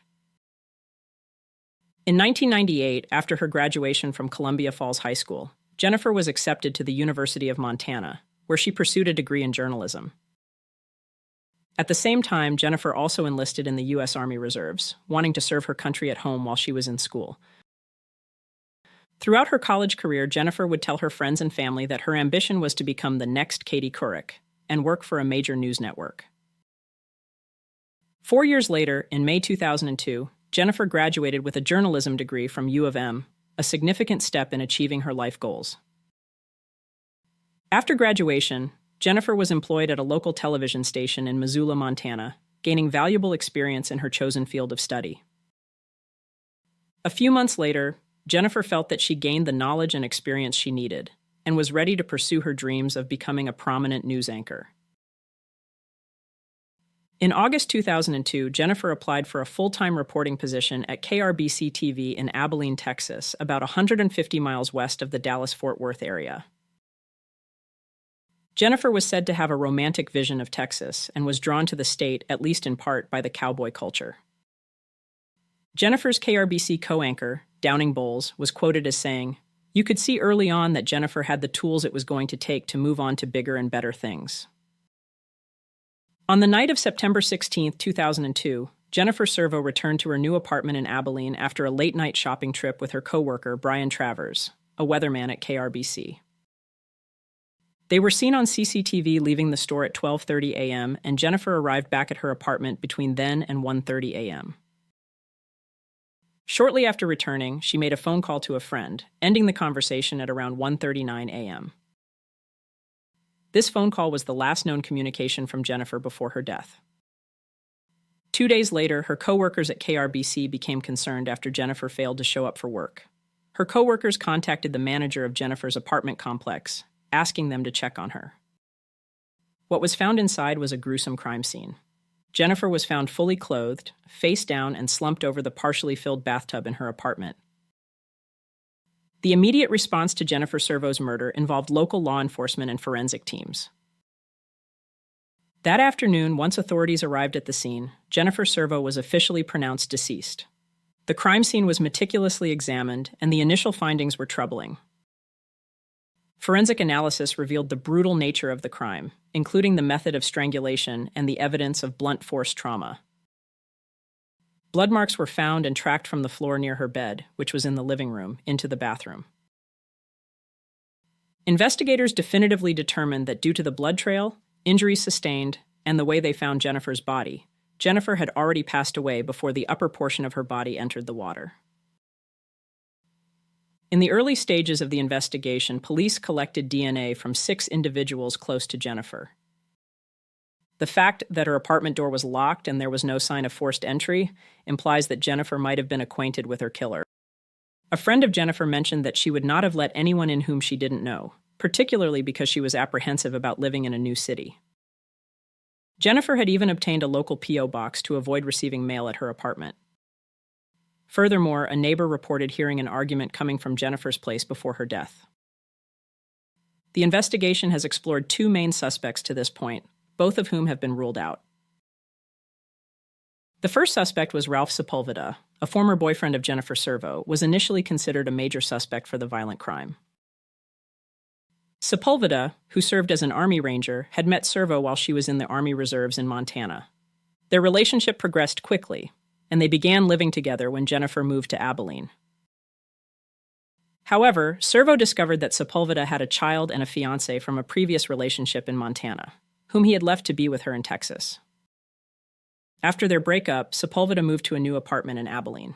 A few weeks after the split, he reportedly sought to rekindle their relationship, which Servo declined. Investigators found a letter in which Sepulveda expressed his enduring love for his former fiancée and indicated that his feelings for Servo had faded. Following his move, Sepulveda left Abilene and re-enlisted in the Army. He told authorities he was at home the night of the murder and had gone to bed around 10:30 p.m. His detached demeanor and complicated past with Servo initially led police to consider him a suspect, but ultimately, he was cleared of any involvement in the crime. Brian Travers, a co-worker of Jennifer Servo and a weatherman at KRBC, was also considered a suspect. Travers and Servo had a brief romantic involvement, with entries found in Servo's diary suggesting that he was more invested in the relationship than she was. As stated earlier in the episode, on the night of Jennifer's death, Brian and Jennifer had been out together shopping.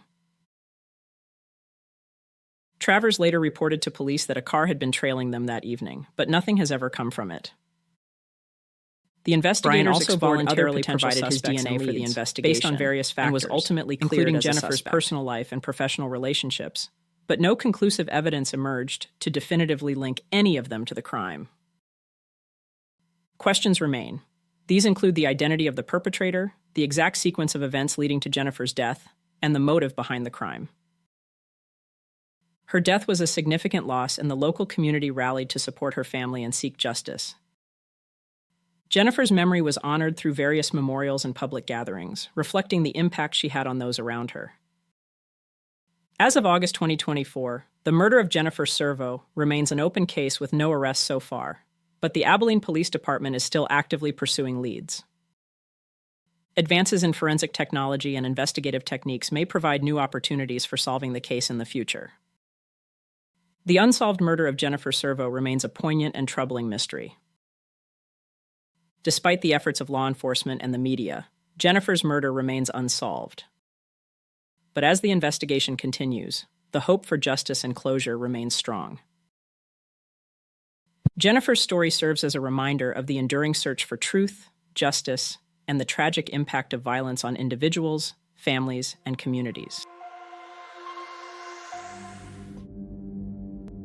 Welcome back to Fireside Unsolved.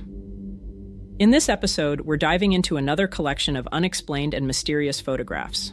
From shadowy figures lurking in the background to inexplicable phenomena captured at just the right or wrong moment, these photos defy logic and challenge our understanding of reality. Join us as we delve into the history behind these snapshots in time and analyze the theories and explanations that have been put forth, as we invite you to form your own conclusions. Is there a hidden truth behind these images, or are they just a product of our imagination? Buckle up as we unravel the mysteries on Fireside Unsolved, Episode 98, 5 Mysterious Photos That Cannot Be Explained, Part 3.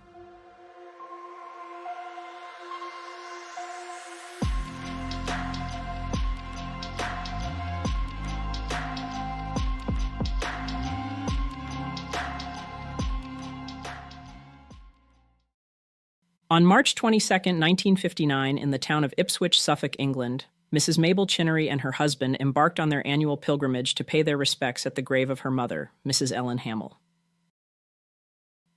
As they arrived at the cemetery, Mr. Chinnery chose to stay in the car while his wife visited her mother's grave. Armed with a newly acquired camera, Mrs. Chinnery took several photographs of the gravestone, capturing the memory of her visit. After taking a few shots, she realized she had just one photo left. On her way back to the car, she decided to use this final shot to capture a candid picture of her husband, patiently waiting in the vehicle.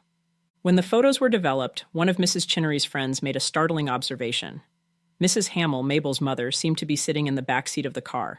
Startled, Mrs. Chinnery inspected the photograph more closely. The moment she recognized the figure, she broke down in tears. Her husband quickly moved to comfort her, but when he took a look at the photo himself, he saw the same chilling image. A clear figure in the back seat of the car. It was unmistakably Mrs. Hamill. Once Mrs. Chinnery regained her composure, she checked the photo again, making certain she saw what she thought she had seen. There was no doubt in her mind.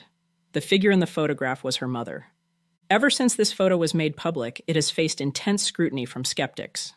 Many suggested that the figure in the image wasn't a ghost, but rather a case of pareidolia, a psychological phenomenon where the brain perceives familiar patterns, such as faces, in random objects, light, or shadows. The photograph gained wider attention in the United States after it was featured in the June 28, 1959 issue of the Sunday newspaper supplement, Parade. In the article, Mrs. Chinnery mentioned that the spot where the unexpected figure appeared in the back seat was where her mother always sat during their drives. The article also included a photo of Mrs. Hamill with the car before she passed away, showing her holding a pair of glasses that seemed to be worn by the figure in the ghostly image. At the time, an unnamed photo expert was quoted stating, "The lady in back can't be the result of a double exposure. If it were, the door's upright wouldn't block off part of her face, and she can't be a reflection in the window, either."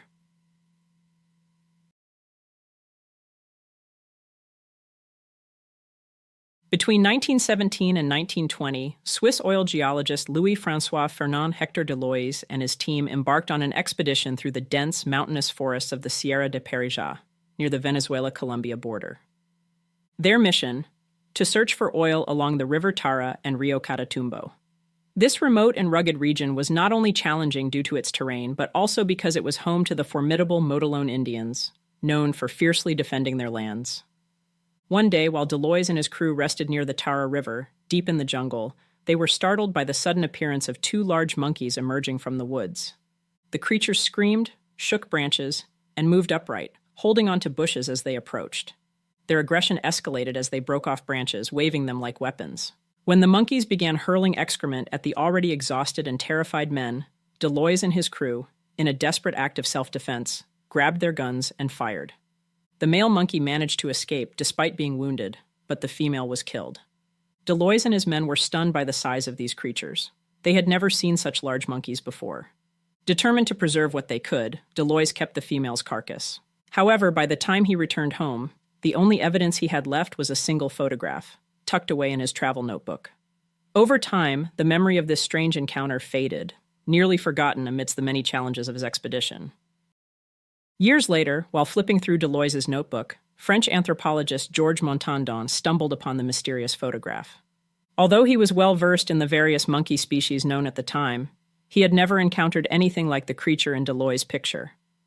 The animal's size, reported by Deloise to be 4 feet, 5 inches tall, and its distinctive features, such as the absence of a tail and the presence of 32 teeth, set it apart. Montandon noted that these traits were strikingly similar to those of Old World anthropoids, leading him to speculate that the creature might be a human-like ape, potentially the only one native to the Americas. He considered it a possible missing link between apes and humans. In 1929, after much persuasion, Deloise agreed to share his story with the Illustrated London News. That same year, Montandon published his findings in the Journal de la Société des Americanistes, and later presented his conclusions to the French Academy of Sciences in Paris. Montandon was so convinced of the creature's significance that he proposed a new genus, Amaranthropoides, naming the species Loicy in honor of its discoverer. At a meeting of the French Academy of Sciences, Georges Montandon eagerly presented what he claimed to be groundbreaking evidence of an American ape, an unknown species that he believed was the New World counterpart to the African gorilla and the Asian orangutan. Deleuze, under significant pressure from Montandon, also supported this controversial hypothesis. However, they faced intense scrutiny from naturalists and anthropologists at the Academy, who questioned their claims with suspicion. Critics raised several points about the photograph: the absence of a tail, the creature's set of only 32 teeth, and its spider-monkey-like face. They also noted the striking resemblance of the female's bottom half to that of a female spider monkey, further fueling their doubts. The skepticism culminated in heated debates, with many calling Montandon's hypothesis a potential fraud. As he struggled to provide convincing evidence, he resorted to anecdotes, citing stories from indigenous tribes about creatures like the Guayazi, the Didi, and the Vasitri, or Big Devil, believed to attack women. Despite his efforts, the criticisms persisted, casting a shadow of doubt over his claims.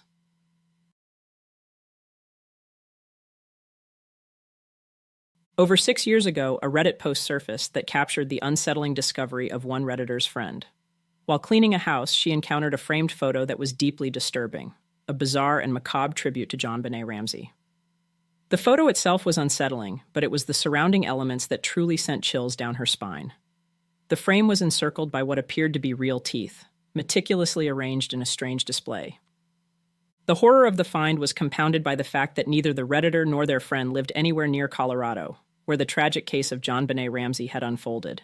This added an extra layer of unease to the already chilling scene.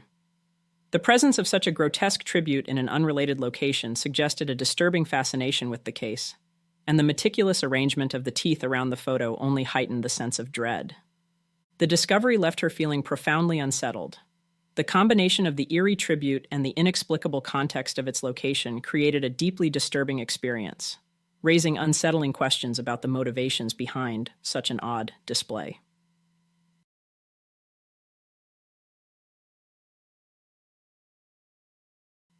This famous photograph captures a poignant moment. An elderly woman sitting comfortably in a chair, posing for the camera with a gentle expression. Standing directly behind her is an elderly man, his presence seemingly inconspicuous at first glance. However, the story behind this image adds a haunting and eerie dimension to the scene. The elderly woman had been suffering from dementia, a condition that often led her to speak aloud to her long-deceased husband. Her daughter, aiming to preserve a moment of clarity and connection, took a photograph of her mother. When the film was developed, the daughter was startled to find an unexpected and ghostly detail: the image of her deceased father, standing behind the woman, clearly visible in the photograph. The spectral figure of the man was unmistakable, and the eerie resemblance to the woman's late husband was striking. To further substantiate the chilling discovery, the daughter also shared a black and white photograph of her parents from their younger years. In this older image, the man's appearance bore a remarkable and unsettling similarity to the figure seen in the ghostly photograph, providing a stark confirmation of the spectral presence. This photograph not only captured a tender moment, but also an inexplicable connection between the living and the dead. The combination of the woman's dementia-driven conversations with her deceased husband and the ghostly figure in the photograph has left many pondering the mysteries of life, death, and the unknown realms that lie between.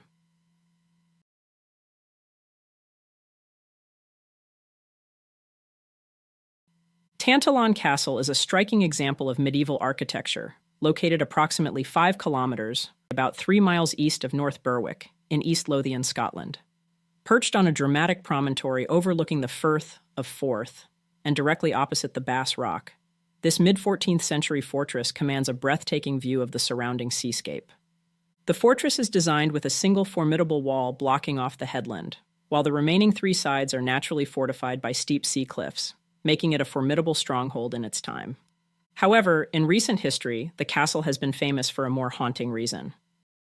The image, dubbed one of the world's most haunting pictures, shows a figure wearing a ruff, and centuries-old clothing can be seen peering from a ruined window at Tantallon Castle. It's known that no mannequins or costume guides are used within the castle, and experts have confirmed through analysis that there is no digital alterations at play. Psychologist Professor Richard Wiseman from the University of Hertfordshire, who studied the picture, said, "The figure appears to be in period costume, but we know 100% that Tantallon Castle does not use dummies or costume guides." The image remains a compelling mystery, intriguing both believers and skeptics alike. Whether these images offer a glimpse into the unknown or simply raise more questions than answers, one thing is certain. They remind us that the world is filled with mysteries waiting to be uncovered. If you enjoyed this journey into the unexplained, be sure to give this video a thumbs up and share it with fellow mystery enthusiasts. Don't forget to subscribe to Fireside Unsolved and hit that notification bell so you never miss an episode. We've got plenty more mysteries to explore, and we'd love for you to join us in uncovering the truth behind the world's most perplexing phenomena. And if you have any theories or thoughts about the photos we covered today, we'd love to hear from you in the comments below. So, keep questioning, keep exploring, and stay curious, and we'll see you next time. Fireside. The quiet town of Dunedin, Florida, a tragedy unfolded in 1977 that would leave a family haunted for decades. Robert Dirscherl, a loving husband and father, was found dead in his own bedroom, a shotgun by his side. The police swiftly ruled that his death was of his own doing, closing the case and leaving his family with more questions than answers. But what if the truth was far more sinister? What if the real story was buried beneath years of conflicting evidence, mysterious letters, and eerie encounters? This is the story of a family's tenacious pursuit of the truth, a journey that would span nearly 4 decades, leading them through the darkest corners of doubt, grief, and, ultimately, unresolved mystery. Welcome back to Fireside Unsolved, Episode 99, The Unsolved Death of Robert Dirscherl.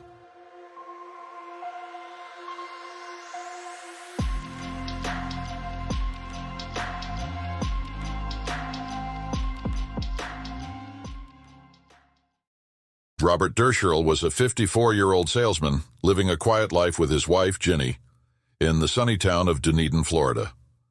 Together, they raised 5 children in a home filled with love and the routines of a close-knit family. On the morning of Sunday, March 13, 1977, the Dirscherls were following their usual weekend routine. They were getting ready for church, a tradition that was as much about faith as it was about spending time together. Robert was in their bedroom, finishing up his preparations for the day, while Ginny moved to the kitchen to take care of a few last-minute tasks. As the clock neared 7:30 a.m., the calm of their morning was shattered. Ginny suddenly heard a strange loud noise erupting from their bedroom. It wasn't just a typical household sound, it was something that immediately set her on edge. The noise was so out of place, so unexpected. Ginny Dirscherl vividly recalled the unsettling moment. "I heard a sound, a loud sound, but I assumed it was the slamming of the back door," she said. After finishing up in the kitchen, Ginny made her way to the bedroom to get dressed for church. What she found inside would haunt her forever. There on the floor was Robert, motionless and with his shotgun beside him. The obvious scene told a story of Robert having been shot in the chest, the life drained from him in an instant. A shaken and shocked Ginny immediately called the police. They arrived swiftly, their flashing lights and hurried footsteps breaking the stillness of that tragic Sunday morning. The initial investigation was led by the Dunedin Police Department. As they combed through the Dirscherl home, they found no evidence of a break-in, no signs of a struggle, nothing out of place, except for one small detail. Robert had one of his shoes off. When questioned, Ginny explained that this wasn't unusual. Robert had been applying medicine for his athlete's foot before putting on his Sunday shoes, a routine she had seen him follow many times before. Despite her explanation, the police seemed focused on another theory. Within just 15 minutes, the police reached their conclusion. Robert's death was an S-word. They believed the evidence was clear, and with that they officially closed the case, leaving behind a grieving widow and unanswered questions. For over a decade, the Dirscherl family lived under the heavy shadow of Robert's death. The pain of losing him, combined with the unsettling official reason of his death, left them grappling for answers. Yet, despite their doubts, they felt powerless to challenge the official ruling. The case was closed, and they had no choice but to try to move on. Then, in March 1993, something happened that shook the family to its core. Robert's son, Guy, received a letter, one that would reopen old wounds and bring new questions to the surface. The letter was postmarked March 13, 1993, exactly 16 years to the day after Robert's death. The message was brief, just 33 words, but it was enough to change everything. I have AIDS, I am dying. I must make my peace with the Lord. I killed your daddy 15 years ago. He found me in his bedroom. I had no choice. Please pray for me. There was no signature, no return address, just those chilling words. Investigators later discovered that the letter had been mailed from Tampa, Florida. But beyond that, they hit a dead end. There was no way to determine whether this was a cruel hoax or a genuine deathbed confession. Despite the uncertainty, the Dirscherl family believes the letter is real. To them, it wasn't just a random act of malice. It was the truth they had been waiting for, a confession from the person who took Robert from them all those years ago. The unsettling note breathed new life into the investigation, and within 2 weeks of receiving the mysterious letter, the case of Robert Dirscherl's death was reopened, prompting both law enforcement and the Dirscherl family to dig deeper into the circumstances surrounding Robert's tragic end. The family, determined to uncover the truth, obtained a copy of the original police report, something they had never seen before. As they pored over the details, they found numerous inconsistencies that only fueled their suspicions. According to the report, Robert was described as depressed due to an unsuccessful surgery 2 years before his death. Yet, the family adamantly disputed this claim, insisting that Robert had not been upset about the surgery. What struck them even more was that the report included interviews with people who hadn't seen Robert in the 2 years leading up to his death. One such interview was with a nurse who falsely described Robert as a bedridden vegetable. The reality, according to those who knew him best, was starkly different. Robert was a happy, fairly healthy man who enjoyed traveling, had an active social life, and was a productive salesman. The contrast between the report's description and the man his family knew couldn't have been more glaring. Adding to their frustration was the fact that Robert's closest friends, the people who truly knew his state of mind, were never interviewed. The most puzzling detail, however, was the police's suggestion on how Robert was able to fire the shotgun.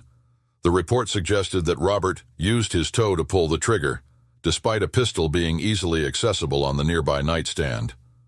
To the Dirscherl family, this raised serious doubts about the police's original conclusion.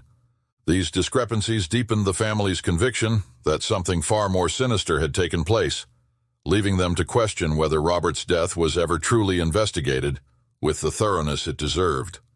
The Dirscherl family felt a deep sense of betrayal, convinced that the police had botched the original investigation into Robert's death. Ginny, still grappling with the loss of her husband, stated that she didn't believe the gun had ever been fingerprinted, nor was the house dusted for prints. Their concerns were compounded when, in 1995, the Dunedin Police Department dissolved, taking with it some of the original case files. What remained was later reviewed by the Pinellas County Sheriff's Office, but even their investigation turned up no evidence of homicide. It seemed as though the truth might remain forever buried. Then, in February 1995, there was a strange and serendipitous encounter. Ginny's sister Fran, who has since passed away, was on a train traveling from Florida to California when she met a woman who would change everything. Despite being a complete stranger, this woman seemed eerily familiar with Fran and the Dirscherl family. She claimed to know that Robert had been murdered in 1977, and her knowledge didn't come from any earthly source. She said she had been receiving messages from the other side ever since her own father had died.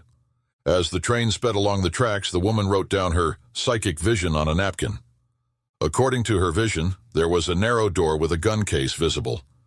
Robert had gone to a cabinet near a mirror, searching for foot treatment for his athlete's foot. As he looked up, he saw a stranger in the adjoining room. Alarmed, Robert confronted the intruder, but the encounter quickly turned violent. In the struggle that followed, the robber shot Robert, ending his life. Fran was understandably skeptical at first, but the woman continued to astound her by correctly naming long-deceased relatives. This uncanny accuracy shook Fran to her core. As time passed, the psychic vision from a stranger on the train, that at first seemed far too fantastical to take seriously, started to make more sense, and their doubts began to fade. The woman had described specific elements of the crime scene with unsettling accuracy, details that only someone familiar with Robert's death would know. She mentioned the foot ointment and its exact location in a cabinet beneath a mirror, as well as the positioning of his shotgun. These were not generalities, they were precise facts that struck a chord with the family. Adding to their growing belief in the woman's story, Guy Dirscherl pointed out that she never asked for money or anything in return. This, to him and the rest of the family, suggested that her revelations were genuine and that Robert had indeed been murdered. Then, as the Dirscherls were putting together the puzzle pieces from the investigation and the psychic, they recalled that they previously had a neighbor who was a teenager at the time of Robert's death. This young man had spent time in the Dirscherl home on several occasions and, as it would later turn out, had a dark side. He was eventually convicted of multiple burglaries and robberies, a pattern of criminal behavior that cast a shadow over his past. Years later, this neighbor died of AIDS, and with his death, more and more unsettling memories from those who knew him began to surface. The Dirschel's own investigation would uncover that his friends remembered that he often used the term "daddy" in a way eerily similar to the wording in the confession letter. This, combined with his criminal history and the fact that he was familiar with the layout of the Dirscherl home, led the family to a chilling conclusion. They now believed that this neighbor was the one responsible for Robert's death. Handwriting analysis was conducted to compare the neighbor's handwriting with that of the confession letter, but the results of this analysis remain unknown. Despite the unanswered questions, the Dirscherl family remains convinced that they are closer to the truth than ever before. They continue to seek justice for Robert, holding out hope that someone, somewhere, has the final piece of the puzzle that could bring closure to a case that has haunted them for decades. Despite the persistent efforts of the Dirscherl family and the revelations that have surfaced over the years, Robert Dirscherl's death remains officially classified as an S-word. This designation has left the family in a state of unresolved grief, unable to achieve the closure they so desperately seek. In 2010, forensic investigators revisited the case, and once again, they found evidence suggesting that Robert's death was a homicide. While this was a significant development, it was overshadowed by the fact that, as of 2015, authorities and medical examiners had proposed no fewer than 7 different theories on how Robert might have shot himself. The sheer number of conflicting theories, however, seemed to stand in stark contrast to the evidence, which consistently pointed towards foul play. The years have continued to pass with no definitive resolution. Tragically, Robert's wife, Ginny, passed away in 2000, and his son, Guy, followed in 2019. Both lived with the painful uncertainty of their loved one's death never being fully resolved. Their passing marks the end of an era of personal struggle for justice, leaving behind a case with questions still unanswered, and the ultimate quest for truth continuing in their memory.